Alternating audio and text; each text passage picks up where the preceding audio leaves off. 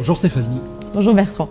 10 ans déjà pour Restopolitan. Exactement, en décembre dernier. C'est assez rare quand même d'avoir monté sa propre boîte et 10 ans après d'être toujours à la tête de cette boîte, d'en avoir fait une réussite. C'est pas beaucoup de gens qui ont réussi ça dans le web aujourd'hui à cet âge-là.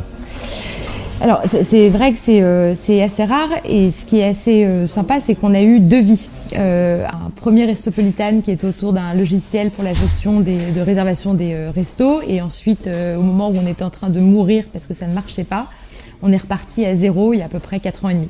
Et donc c'est vraiment une affaire en deux parties avec une renaissance complète d'une autre boîte d'une certaine façon. Ça a gardé le même nom mais c'est une deuxième boîte en fait. Exactement, complètement. On est reparti vraiment à zéro sur le business model, sur tout.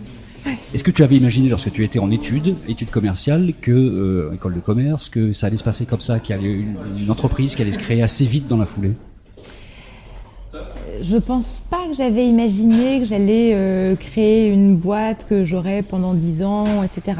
Je savais que j'avais en moi l'envie de créer, indéniablement.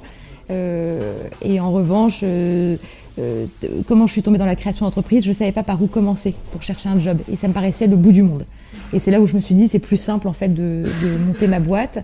Et comme chaque jour est juste passionnant et j'apprends et je fais ce que j'aime faire, finalement 10 ans sont passés. Parce que juste après les études, il y a eu une petite année aux États-Unis, histoire de se mettre les idées en place en fait. Qu'est-ce que tu as appris là-bas?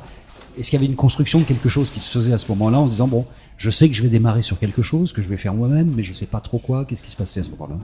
Alors c'est très vrai, je suis partie aux États-Unis pour faire un stage dans une maison d'édition à New York. Et ce que m'a apporté ce séjour là-bas, tout est possible. Et un univers de possible s'offre à soi quand on y croit. Il y a tout bêtement cette expression, le rêve américain, mais c'est très vrai. Sky is the limit. Et donc c'est ce goût que j'ai réussi à choper quand j'étais à New York et quand je suis revenue à Paris. J'avais envie de créer.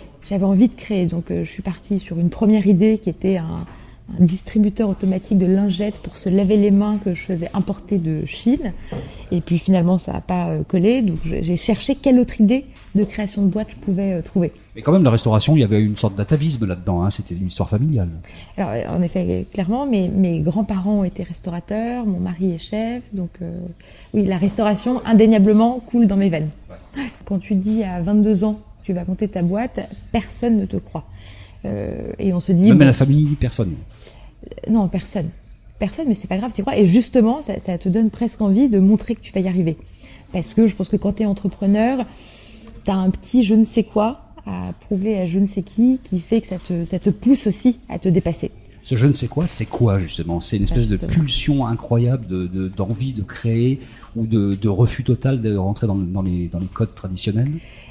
T'as envie de changer les choses, t'as envie de bouger les lignes, de renverser un secteur, t'as envie de créer, t'as envie de t'entourer, t'as envie d'insuffler des dynamiques, t'as envie de créer en fait. Et c'est pour ça que finalement, tu passes assez facilement ce cap-là et c'est naturel une fois que tu y es. Est-ce que tu avais le sentiment d'avoir le capital confiance nécessaire pour démarrer ou est-ce qu'il a fallu le construire au fur et à mesure finalement?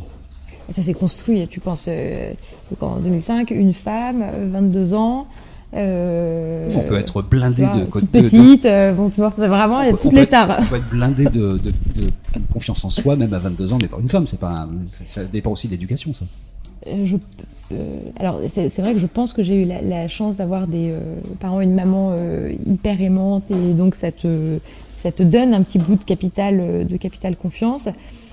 Maintenant, finalement, tu te prends au jeu aussi de la confiance que tu es obligé de montrer. Il n'y a pas une journée où je ne doute pas, mais tu es obligé de montrer que tu as confiance parce que sinon, si toi-même tu l'as pas, personne peut te suivre et c'est hyper important. Et donc finalement, c'est un jeu auquel tu te prends et qui fait que ça arrive en y croyant. C'est vraiment ça. C'est un cercle vertueux. Ouais, exactement. Hein? Ouais. Tu l'as vraiment expérimenté, ça, complètement. C'est-à-dire qu'en te disant j'ai confiance en moi, ça peut marcher mieux. Donc, il faut que je montre que j'ai confiance en moi. T'as rendez-vous chez ton banquier, t'as rendez-vous chez les investisseurs, t'as rendez-vous chez machin, et donc tu vas droit dans tes bottes, ou en tout cas pour moi, haut sur mes talons, et tu dis j'y crois, ça va marcher. Et puis finalement, tu transpires cette confiance. Et donc derrière, elle se ressent. Et toi, ça te redonne confiance en toi. Et c'est vraiment ce cercle vertueux qui est intéressant. Donc c'est ce qui t'a permis d'avoir dans ton entourage très rapidement Xavier Niel, Marc Simoncini, Grandjean, qui sont rentrés tout de suite dans l'histoire en y croyant, en se disant cette fille, on a envie de suivre son aventure, quoi. Oui, alors ils sont rentrés, cela dit, au bout de 4-5 ans. Et je pense, alors ils pourraient te le dire mieux que moi, mais je pense qu'ils se sont dit...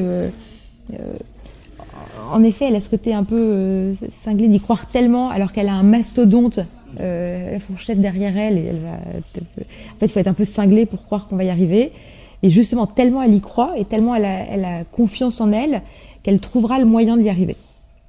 Quel frein il a fallu rompre, le principal, pour y arriver en fait, pour vraiment complètement se lancer?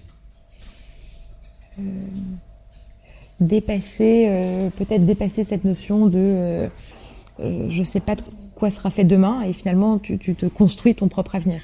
Donc c'est peut-être juste dépasser cette espèce d'atavisme culturel, tu vois, qui fait que la sécurité est avant tout. Est-ce que tu as le sentiment qu'il a fallu se blinder des critiques notamment? Et comment on se blinde?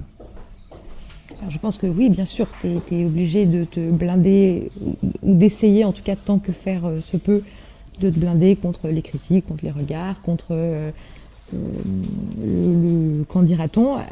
Après, tu vois, tout dépend de la sensibilité de chacun. Et je sais que moi qui suis hypersensible, forcément, ça te touche toujours. Mais finalement, ça te permet aussi de grandir d'une certaine manière. Et j'en reviens un petit peu à ce que je te disais tout à l'heure, ça te pousse à dire, tu vas voir que je vais y arriver. Et c'est sur la ligne d'arrivée qu'on voit qui arrive en premier. À l'expérience, c'est qu'il faut ramener les soucis de l'entreprise à la maison et en parler avec sa famille, son conjoint. Alors, est-ce qu'il faut? François, je te dirais non, il faut pas. Est-ce que ça se passe comme ça? La réalité, c'est oui, clairement. Et après, c'est ça aussi ta vie d'entrepreneur, c'est que ça te prend énormément, et toute chose qui te passionne, quoi qu'il en soit, prend une grande partie de ton temps. Quelles sont tes motivations profondes finalement à faire ça? Est-ce que tu arrives à les analyser plus précisément au bout de quelques années comme ça? Une des premières motivations, c'est de se dire, on a vu que les lignes bougeaient, les bons plans resto, etc. C'était en train d'exploser. Mais pour les restaurateurs, c'était hyper dévalorisant en termes d'image. Et pour le consommateur, l'expérience client n'était pas toujours top. Et tu te rends compte, et en tout cas personnellement c'est vraiment le cas, quand tu vas au restaurant, c'est pour vivre un moment. Et c'est en fait en faisant ce pivot, et je pense que c'est ce qui fait que ça a décollé, c'est qu'on a eu envie de créer une nouvelle ligne de marché, une nouvelle manière d'aller au resto, qui finalement soit gagnante pour le restaurateur, gagnante pour le consommateur. Et voilà, et c'est vraiment d'avoir réussi à créer un produit de toute pièce qui n'existe pas, avec une expérience client juste géniale. Donc c'est de la pure création finalement, c'est l'idée de la création qui est intéressante. Ouais. Quels sont tes modèles? Sont plus des sources d'inspiration que des modèles. Et j'essaye toujours dans mes rencontres de pouvoir piocher une petite source d'inspiration et d'information d'ailleurs en fait aussi, et d'apprendre énormément. Donc c'est un lapsus très révélateur. Mais déjà en commençant rien que par mes actionnaires, évidemment ils sont hyper inspirants. Mes amies, celle qui va monter un resto, celle qui va se dépasser dans un grand cabinet de conseil, alors que pourtant c'est l'opposé de ce que j'aurais voulu faire, mais ça reste inspirant. Mes collaborateurs, et c'est hyper important d'être inspiré par ses collaborateurs. Tout est source d'inspiration. Mon mari qui est un artiste, et on vit sur des planètes complètement opposées l'un de l'autre, mais c'est un vrai artiste, c'est un créatif dans sa cuisine, c'est un génie. Mais tu vois, imagine à quel point c'est inspirant. Ouais. Enfin, qu'est-ce qui change dans le fait d'être une femme, au fond, quand on est entrepreneur?